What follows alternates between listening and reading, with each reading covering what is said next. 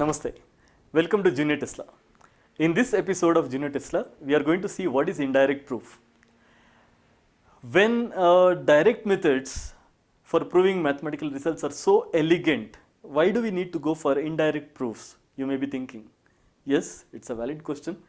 But many a time, for proving mathematical results, direct proofs are not enough. We need to prove the results using some other technique which is not direct. So we will try to understand what is indirect proof using one simple example. We are going to prove that root 2 is irrational.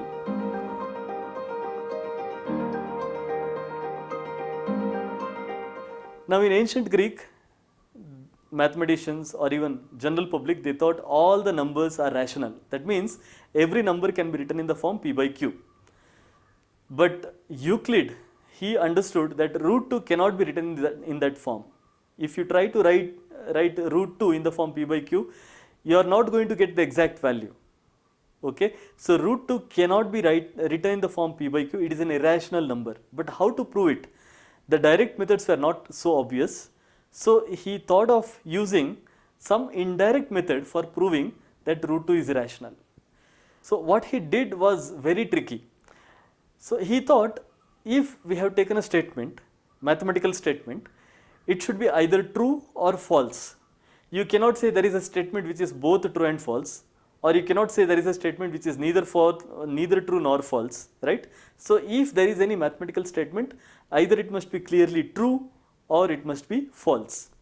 Now he had to prove that root 2 cannot be written in the rational form.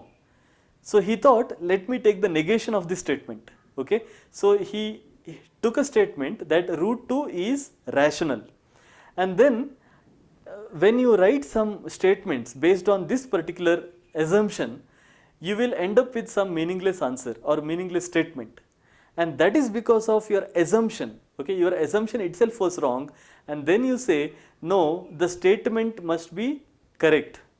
And that is what I mean. It's a quite tricky argument.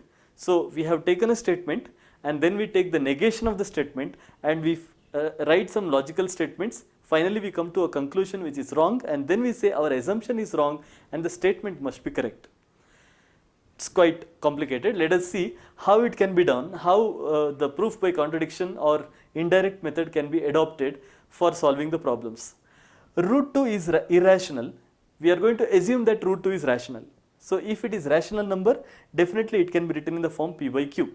Now when we say root 2 is equal to p by q, what we mean is that both p and q are integers and they are in the lowest form. The ratio is in the lowest form, which means p and q, they don't have any common factor between them. Okay, they are co-prime to each other. Now when you square it, what you get is 2q square equal to p square. So p square is equal to 2 into something. That means it is an even number. So if p square is even number, definitely p is even number. So we can write it as 2 into k.